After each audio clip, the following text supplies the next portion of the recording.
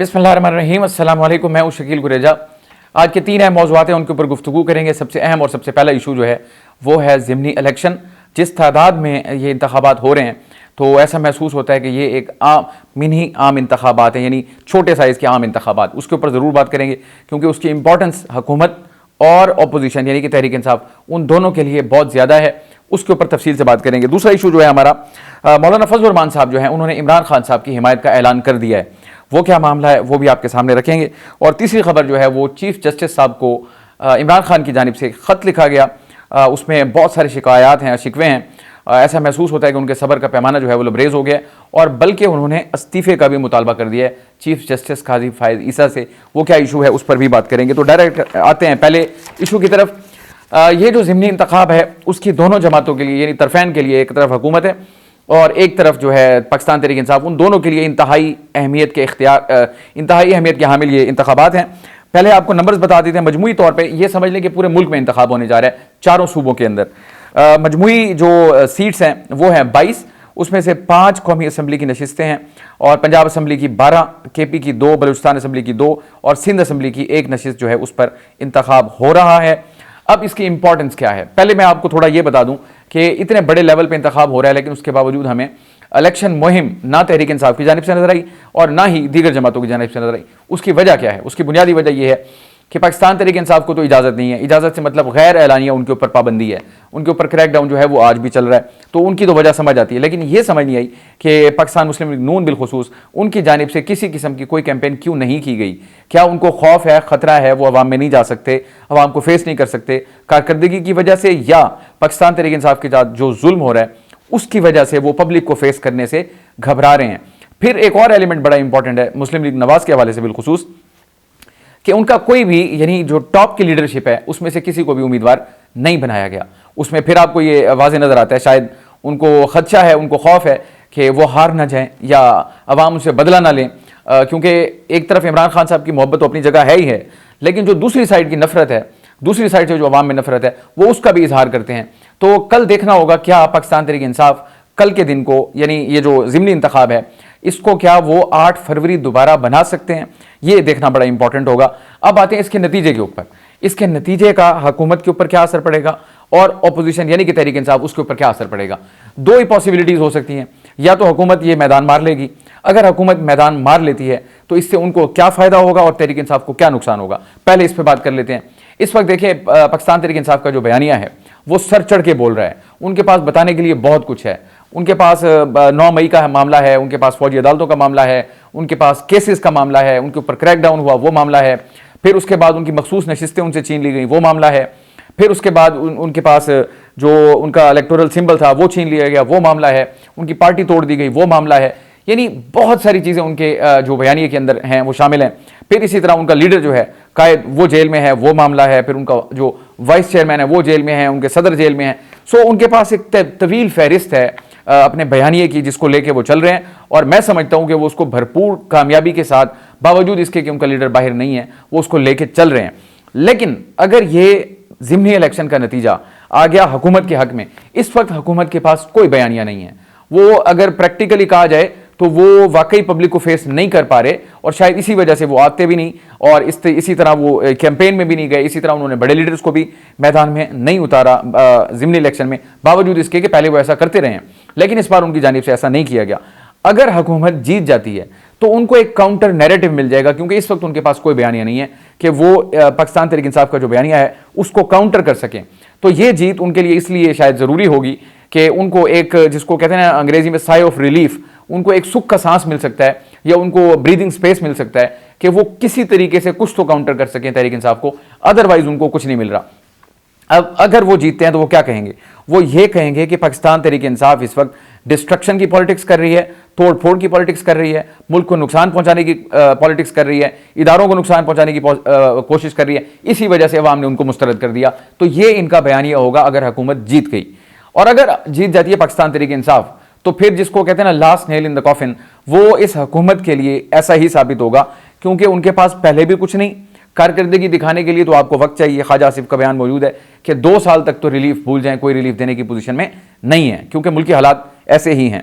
और अगर तहरीक इंसाफ जीत जाती है तो मैंने आपको जो लंबी चौड़ी फहरिस्त बताई उनका जो इस वक्त बयानिया है, जो पॉलिटिकल नैरेटिव है और जो सर चढ़ के बोल रहा है, उसके अंदर ये बहुत बड़ा ताज़ा इजाफा होगा और इमरान खान साहब के लिए बिलखुसूस ये होगा ताज़ा हवा का झोंका। फिर वो ऐड कर देंगे इसको, यानी जिस बाकी बयानी के ऊपर इसको ले आएंगे कि आप सूरत हाल देख लें, आपको दो माह गुजर गए हुकूमत लिए हुए और अवाम ने आज फिर आपके खिलाफ फैसला दे दिया है, तो वो आपको पसंद भी नहीं करते और वो आपको कबूल भी नहीं कर रहे, और फिर ये किसी हद तक बात दुरुस्त भी होगी अगर नतीजा पाकिस्तान तहरीक इंसाफ के हक में आता है। तो इसलिए ये जो ज़िमनी इंतखाब हो रहा है, ये ज़िमनी इंतखाब पाकिस्तान तहरीक इंसाफ और हुकूमत उन दोनों के लिए मेरा ख्याल है बयानिए की जंग के एतबार से इंतहाई अहमियत का हामिल है। तो इसके ऊपर ज़रूर बात करेंगे, जो भी नतीजा आएगा उसकी पूरी तफसील आपके सामने रखेंगे, लेकिन उसके नतीजे आने से पहले मैंने सारी सूरत हाल आपके सामने रख दी कि अगर नतीजा ए होता है तो फिर उसका क्या सूरत हाल बनेगी और नतीजा बी होता है तो फिर उसकी क्या सूरत हाल बनेगी। आते हैं दूसरी खबर की तरफ। मौलाना फजलुर रहमान साहब तवील खामोशी के बाद आज वो मंजर आम पे आ गए और बड़ा उन्होंने धुआंधार खिताब किया, जलसा भी किया उन्होंने बलूचिस्तान में, और उस जलसे के अंदर उनकी जो गुफ्तगू थी उसमें एक तो मौजूदा हुकूमत जो उनको ठीक ठाक उन्होंने लताड़ा और फिर इस्टेब्लिशमेंट के ऊपर भी उन्होंने शदीद तनकीद की, और जो उनकी गुफ्तगू थी वो बस आप फेस को तब्दील कर लें, इमरान खान साहब या उनकी पार्टी जो बातें वो कर रहे हैं एज इट इज़ तमाम की तमाम बातें मौलाना फजलुर रहमान साहब ने की। उन्होंने कहा जी जाली हुकूमत को इक़्तिदार में नहीं रहने देंगे। तो एक तो उन्होंने कहा जी जाली हुकूमत है, मौलाना फजलुर रहमान साहब ने उसको डिक्लेयर कर दिया। फिर उन्होंने कहा बलूचिस्तान की सरजमीन से ये तहरीक उठी है, यानी उन्होंने तहरीक का बाकायदा आगाज कर दिया है, जबकि इससे कबल जो है वो 6 जमाती इत्तेहाद ग्रैंड अलायंस जो है अपोजिशन का, वो भी बलूचिस्तान से तहरीक का आगाज कर चुका है। अब मौलाना ने भी कर दी और आगे उन्होंने कहा ये तहरीक उठी है और ये पूरे मुल्क तक जाएगी और इस जाली हुकूमत को इक़्तिदार में नहीं रहने देंगे। तो ये वो तमाम बातें हैं जो पाकिस्तान तहरीक इंसाफ कर रही है या ग्रैंड अलायंस कर रहा है। मौलाना फजलुर रहमान से रहमान ने अपने फोरम से वो तमाम बातें दोहरा दी। तो इस पॉइंट क्या इस्टेब्लिश होता है, जो उस ग्रैंड अलायंस का मौक़िफ़ है या तहरीक इंसाफ का जो मौक़िफ़ है एग्जैक्टली बैने ही मौलाना फजलुर रहमान साहब का वही मौक़िफ़ है। अब अलहदा उनकी तहरीक चल रही है, लेकिन इसमें कोई बईद नहीं है कि कल ये कन्वर्ज हो जाएं, एक नुक्ते के ऊपर आ जाएं और इकट्ठे चलें, फिर सरबराही शायद मौलाना फजलुर रहमान साहब को भी दे दी जाए। मैं ये कह रहा हूँ कि ये पाकिस्तान तहरीक इंसाफ के लिए इंतहाई बड़ी खुशखबरी है कि मौलाना फजलुर रहमान साहब भी मैदान में उतर रहे हैं और वही मौक़िफ़ उनका है जो तहरीक इंसाफ का है। और ये हुकूमत के लिए उतनी ही परेशान कुन बात है जितनी तहरीक इंसाफ के लिए खुशी की बात है, क्योंकि उसकी वजह यह है कि मौलाना फजलुर रहमान साहब पहले साबित कर चुके हैं कि जब वो मैदान में उतरते हैं तो फिर वो मंतकी नतीजे तक पहुंचे बगैर रुकते नहीं हैं। और इमरान खान साहब का ये है कि जब वो किसी चीज़ का तय्या कर लेते हैं, जब तक वो नतीजा अखज़ ना कर लें वो पीछे नहीं हटते, वो जेल में बैठ कर भी अपने मौक़िफ़ पर डटे हुए हैं। तो मुझे ऐसा महसूस होता है आने वाले दिनों में ये जो दोनों तहरीकें हैं ये इकट्ठी होंगी और ये हुकूमत के लिए दर्द सर बनेंगी। ये मुझे नविश्ता दीवार नज़र आ रहा है। एक और गुफ्तगू आज मौलाना साहब की जो गुफ्तगू, इसमें से इक़्तिबास मैं आपके सामने रख देता हूँ। मैं क्यों कह रहा हूँ कि ये इकट्ठे होंगे। मौलाना साहब ये कह रहे हैं कि सियासतदानों से कहना चाहते हैं कि ये हमारी अंदरूनी लड़ाई नहीं है। मैं इसको देख रहा हूँ वो यानी ये तहरीक इंसाफ के लिए यानी उनका एक किस्म का पैगाम भी हो सकता है। सियासतदानों से कहना चाहता हूँ कि ये हमारी अंदरूनी लड़ाई नहीं है। इस्टेब्लिशमेंट ने हमेशा सियासतदानों को आपस में लड़ाया, लिहाजा सियासतदान कुर्सी के लिए लड़ाई छोड़ें।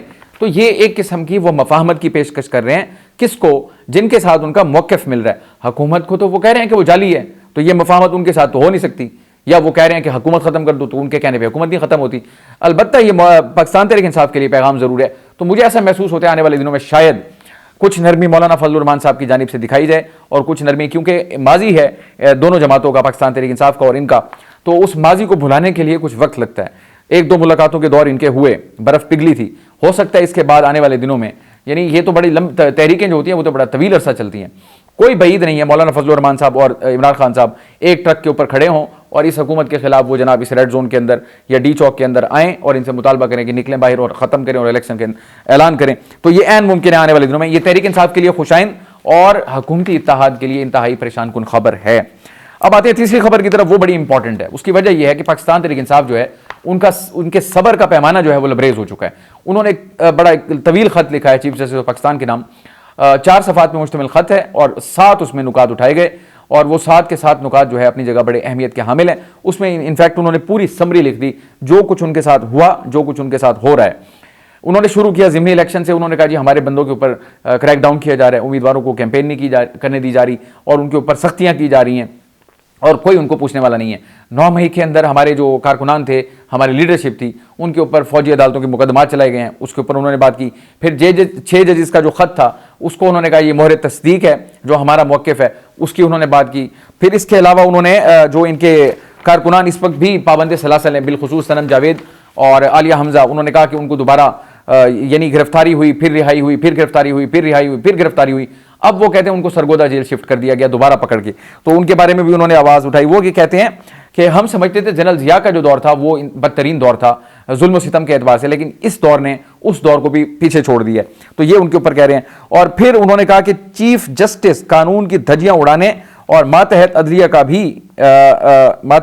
का भी निज़ाम नहीं बरकरार रख सके। तोशाखाना रेफरेंस और दीगर केसेस का भी खत में हवाला दिया गया।